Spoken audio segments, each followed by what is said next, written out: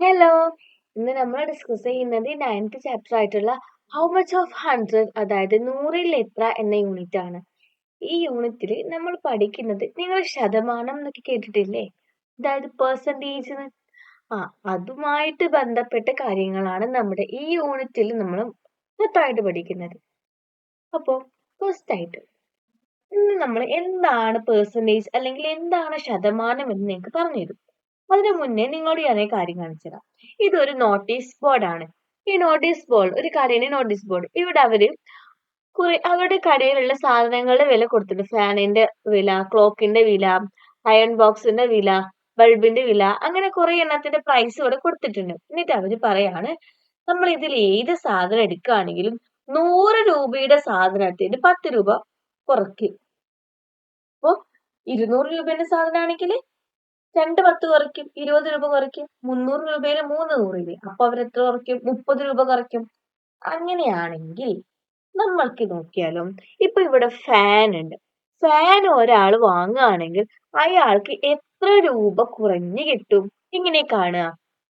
ഇവിടെ ഫാനിന്റെ പ്രൈസ് എന്താണ്? ഫാനിന്റെ പ്രൈസ് 1200 ആണ്.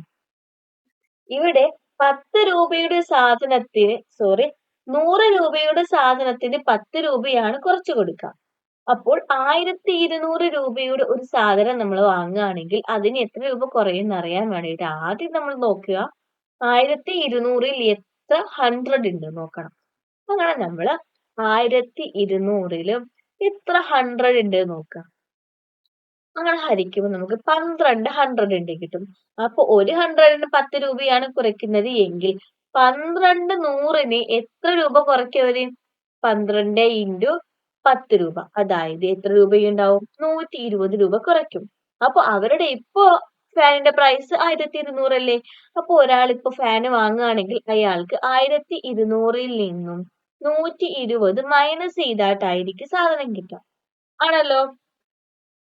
അതായത് 1080 രൂപയ്ക്ക് അയാൾക്ക് സാധനം കിട്ടും. അതേപോലെ ഇപ്പൊ ഒരാള് ക്ലോക്ക് ആണ് വാങ്ങുന്നത് എങ്കിൽ എന്ത് സംഭവിക്കാം? ക്ലോക്കിന്റെ വില എന്താണ്? ക്ലോക്കിന്റെ വില 500 രൂപയാണ്. ക്ലോക്കിന്റെ വില 500 രൂപയാണ്. അപ്പൊ നമ്മൾ എന്ത് ചെയ്യണം? ക്ലോക്കിന്റെ ഈ 500ൽ എത്ര 100 ഉണ്ട് എന്ന് കാണണം. എത്ര 100 ഉണ്ട് എന്ന് കണ്ടിട്ട് അതിനെ നമ്മൾ 10 കൊണ്ട് ഗുണിക്കും. അപ്പൊ നമുക്ക് എത്ര രൂപ അതിന് കുറഞ്ഞു കിട്ടും എന്ന് കിട്ടും. എത്ര രൂപ കുറവ് നമുക്ക് വരുമെന്ന് കിട്ടും. എന്നിട്ട് ആ നമ്പറിനെ നമ്മൾ എന്ത് ചെയ്യണം? 500 മൈനസ് ചെയ്യല്ലേ ചെയ്യാം. അപ്പൊ നമ്മൾ എന്ത് ചെയ്യണം? എത്ര രൂപ കുറഞ്ഞു കിട്ടുമെന്ന് കാണാൻ ഫസ്റ്റ് നമ്മൾ 500ല് 100ല് എത്ര 100 ഉണ്ട് നോക്കും. അപ്പൊ നമുക്കൊരു ആൻസർ കിട്ടും. ആ ആൻസറിനെ നമ്മൾ 10 കൊണ്ട് ഗുണിക്കും. അപ്പൊ കിട്ടുന്ന സാധനത്തിന് നമ്മൾ 10 കൊണ്ട് ഗുണിക്കുക. ഇങ്ങനെ ഒറ്റയടിക്ക് ചെയ്തു നോക്കാം. അപ്പൊ നമുക്ക് എത്ര കിട്ടാൻ നോക്കാം. ആദ്യം 500നെ 100 കൊണ്ട് ഹരിക്കുമ്പോൾ നമുക്ക് 5 എന്ന് കിട്ടും. അതിനെ 10 കൊണ്ട് മൾട്ടിപ്ലൈ ചെയ്യുമ്പോൾ നമുക്ക് 50 എന്ന് കിട്ടും. ഈ 50 രൂപയായിരിക്കും അതിൽ കുറവുണ്ടാവുക. അപ്പോ 500 രൂപയുടെ ക്ലോക്ക് നമ്മൾ വാങ്ങുമ്പോൾ നമ്മൾ എത്ര രൂപ കൊടുത്താൽ മതി? 50 രൂപ കുറച്ച് കൊടുത്താൽ മതി, കുറവ് കൊടുത്താൽ മതി. അതായത് 450 രൂപയ്ക്ക് നമുക്ക് ആ സാധനം മേടിക്കാൻ പറ്റും. ഇനിയാണ് നമ്മൾ ആദായം അല്ലെങ്കിൽ ഓഫർ എന്നൊക്കെ പറയാം. ഇത് നമ്മൾ പറയാൻ പോകുന്നത് എന്താ അറിയോ? ലോൺ എന്താണെന്ന്. ലോൺ നിങ്ങൾ കേട്ടിട്ടുണ്ടാവൂലേ? ബാങ്കിൽ ലോൺ ഉണ്ട്, വണ്ടിക്ക് ലോണ്, അങ്ങനെ കുറെ സംഭവങ്ങൾ നിങ്ങൾ കേട്ടിട്ടുണ്ടാവില്ലേ? അപ്പൊ എന്താണ് ഈ ലോണ്? ലോൺ എന്ന് പറഞ്ഞാല് ഇവിടെ ഉദാഹരണത്തിന് ഫസ്റ്റ് ഞാൻ നിങ്ങൾക്ക് കാര്യം പറയാം. ഇവിടെ കുറച്ച് പേരുണ്ട്, ഇവിടെ കുറച്ച് എമൗണ്ട്സ് ഉണ്ട്, അതായത് കുറച്ച് രൂപയുണ്ട്. സാബു എന്നുള്ള ആള് 4000 രൂപ, സുന എന്നുള്ള ആള് 3300, രാജി 1550, അങ്ങനെ കുറച്ച് ആൾക്കാരുടെ എമൗണ്ട് ഇവിടെ തന്നിട്ടുണ്ട് അല്ലേ? ഇതെല്ലാം കുറച്ച് ആളുകള് ഒരു ബാങ്കിൽ നിന്നും കടമെടുത്തതാണ്. അവർക്ക് എന്തോ ആവശ്യത്തിനും വേണ്ടിയിട്ട് അവർ ലോൺ എടുത്താണ്. അപ്പൊ ഇവിടെ എന്താ പ്രശ്നം അറിയോ? ഈ ബാങ്കിന് ഒരു കണ്ടീഷൻ ഉണ്ട്. ഇവരെടുത്ത് നിന്ന് ആരെങ്കിലും പൈസ വാങ്ങുകയാണെങ്കിൽ ഒരു 100 രൂപ ആരെങ്കിലും വാങ്ങുകയാണെന്നുണ്ടെങ്കിൽ 12 രൂപ കൂടി നമ്മൾ എക്സ്ട്രാ അടയ്ക്കണം. അതായത് 100 രൂപ കടം മേടിക്കുകയാണെങ്കിൽ നമ്മൾ എന്ത് ചെയ്യണം? 100 രൂപ അവർക്ക് തിരിച്ചയക്കണം. 100 രൂപ മാത്രം അയച്ചാൽ പോരാ, തിരിച്ച് 100ന്റെ കൂടെ ഒരു 12 രൂപയും കൂടെ അയക്കണം. ഇപ്പൊ 200 രൂപയാണ് ഒരാൾ എടുത്തത് എങ്കിൽ നമ്മൾ എത്ര അടയ്ക്കണം? 12 × 2 24 കൂടെ എക്സ്ട്രാ അയക്കണം. 200 24 കൂടെ നമ്മൾ എക്സ്ട്രാ അവർക്ക് കൊടുക്കണം. അപ്പൊ നോക്ക്, ഇവിടെ രാജി എന്ന ആള് 1550 രൂപയല്ലേ എടുത്തിട്ടുള്ളത്.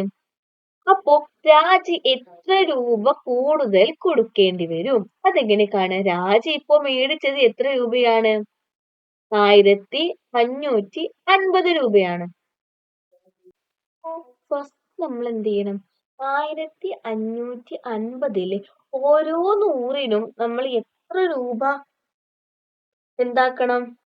രൂപ എക്സ്ട്രാ അടയ്ക്കണം. ഇപ്പൊ നേരത്തെ നമ്മൾ ചെയ്തപ്പോൾ നമ്മൾ എക്സ്ട്രാ രൂപ എത്ര രൂപ അധികം അല്ല കുറവ് ആക്കണം എന്ന് നമ്മൾ കണ്ടില്ലേനോ? അതുപോലെ തന്നെ ഇതും കാണാം. അതായത് 1550 നമ്മൾ എത്ര 100 ഉണ്ട് എന്ന് കാണാം. എന്നിട്ട് നമുക്ക് കിട്ടുന്ന ആൻസറിനെ കൊണ്ട് 12നെ കൊണ്ട് ഗുണിക്കുക. കാരണം നമ്മൾ 12 രൂപയല്ലേ എക്സ്ട്രാ അടക്കേണ്ടത്. അപ്പൊ ആ 12 കൊണ്ട് ഗുണിക്കുക. ഇപ്പൊ നമുക്ക് ചെയ്താൽ കിട്ടുന്നത് ആൻസർ എന്തായിരിക്കും അറിയോ? നമ്മൾ 1550 രൂപയുടെ കൂടെ എത്ര രൂപ എക്സ്ട്രാ കൊടുക്കണം, ആ രൂപയാണ് തരാ. മൊത്തത്തിൽ നമ്മൾ എത്ര കൊടുക്കണം എന്നല്ല, എക്സ്ട്രാ നമ്മൾ എത്ര കൊടുക്കണം അതാണ് നമുക്ക് ഇവിടെ കിട്ടുക. ഇവിടെ നമ്മൾ ചെയ്യുന്ന സമയത്ത് നമുക്ക് എത്ര ആൻസർ കിട്ടാറിയോ? 186 എന്നാണ് ആൻസർ കിട്ടുക. ഇപ്പൊ ഒരാൾ 1550 രൂപ അതിന് എടുത്തപ്പോ അയാൾ 186 രൂപ എക്സ്ട്രാ കൊടുക്കണം. അപ്പൊ അയാൾ ആകെ എത്ര രൂപ കൊടുക്കേണ്ടി വരും? 1550 പ്ലസ് 186 അത്ര രൂപ കൊടുക്കണം. അതായത് 1736 രൂപ റുപ്പീസ് നമ്മൾ എന്ത് ചെയ്യണം? കൊടുക്കേണ്ടി വരും. ഇപ്പൊ ഇവിടെ എന്താ ചെയ്തേ? നമ്മൾ എത്ര രൂപ എക്സ്ട്രാ കൊടുക്കണം എന്ന് കാണാനും എത്ര രൂപ കുറവ് കൊടുക്കണം എന്ന് കാണാനും നമ്മൾ ചെയ്തത് ഒരേപോലെയാണ്. നമുക്ക് ഏത് രൂപേനെയാണോ നോക്കേണ്ടത് ആ രൂപേനെ നമ്മൾ 100 കൊണ്ട് ഹരിക്കുക. എന്തിനാ 100 കൊണ്ട് ഹരിച്ചത്? കാരണം 100 രൂപ എടുക്കുമ്പോഴാണ് 12 രൂപ എക്സ്ട്രാ കൊടുക്കേണ്ടത്. അതുകൊണ്ട് 100 രൂപനെ കൊണ്ട് നമ്മൾ ഹരിച്ചിട്ട് 12 രൂപ എക്സ്ട്രാ കൊടുക്കണമല്ലോ. അപ്പൊ എത്ര 100 കിട്ടുമോ അത്രേനെ കൊണ്ട് 12നെ കൊണ്ട് ഗുണിക്കും. അപ്പൊ നമുക്ക് എത്ര രൂപ എക്സ്ട്രാ കിട്ടണം എന്ന് കിട്ടും. ഇപ്പൊ കിട്ടിയത് എക്സ്ട്രാ നമ്മൾ കൊടുക്കേണ്ട രൂപയാണ്. അതുകൊണ്ട് നമ്മൾ അതിലേക്ക് ആഡ് ചെയ്തു. ഇത് നമ്മൾ മൈനസ് ചെയ്യേണ്ടത്. അതായത് ഇത്രയ്ക്ക് നമുക്ക് ലാഭം കിട്ടണം, ഓഫർ ആണ് ഇത്ര രൂപ, നമ്മൾ മൈനസ് ചെയ്ത് കൊടുത്താൽ മതി. അപ്പൊ നമ്മൾ ഇത് മൈനസ് ചെയ്താൽ മതി. ഇവിടെ എക്സ്ട്രാ കൊടുക്കേണ്ടതായതുകൊണ്ടാണ്. ഇനി നമ്മൾ പറയുന്നത് എന്താണ് പെർസെന്റേജ് എന്നാണ്. അതായത് എന്താണ് ശതമാനം? പെർസെന്റേജ് എന്താന്ന് വെച്ചാല് 100 രൂപയ്ക്ക് എത്ര രൂപ കൊടുക്കണം, അതിന് നമ്മൾ പെർസെന്റേജ് എന്ന് പറയാം. ഓക്കെ, 100ല് എത്ര, 100ന് എത്ര കൊടുക്കണം, അതാണ് നമ്മൾ പെർസെന്റേജ് പറയാം. ഇപ്പൊ 100ന്റെ 1% ശതമാനത്തിൽ നമ്മൾ ഇങ്ങനെയാണ് പെർസെന്റേജ് നമ്മൾ ഇങ്ങനെ ഇടുക. 1% എന്ന് പറഞ്ഞാൽ ഇങ്ങനെ, 2% എന്ന് പറഞ്ഞാൽ ഇങ്ങനെ, 100% എന്ന് പറഞ്ഞാൽ ഇങ്ങനെ. ഇതാണ് പെർസെന്റേജ്. അപ്പൊ പെർസെന്റേജ് എന്ന് പറഞ്ഞാലുണ്ടല്ലോ, നമ്മൾ ആദ്യത്തെ കണക്കില് 100 രൂപയ്ക്ക് 10 രൂപയാണ് വിലക്കുറവ് എന്ന് കണ്ടില്ലേനോ? അതായത് അവിടെ നമ്മൾ എന്താ പറയാറ്? 10% കുറവ് എന്നാ പറയാ. 10% കുറവ്. രണ്ടാമത്തെ കേസില് നമ്മൾ 100 രൂപയ്ക്ക് 12 രൂപ അധികം കൊടുക്കണം എന്ന് കണ്ടില്ലേ? 100 രൂപയ്ക്ക്, 200 രൂപയ്ക്കല്ല 12 കൊടുക്കേണ്ടത്, 100 രൂപയ്ക്കാണ് 12. 100 രൂപയ്ക്ക് 12 കണ്ടതുകൊണ്ട് അവിടെ 12% ആണ് കൂടുതൽ. നമ്മൾ എപ്പോഴും ശതമാനം, അതായത് പെർസെന്റേജ് പറയുന്നത് 100ന്റെ അടിസ്ഥാനത്തിലാണ്.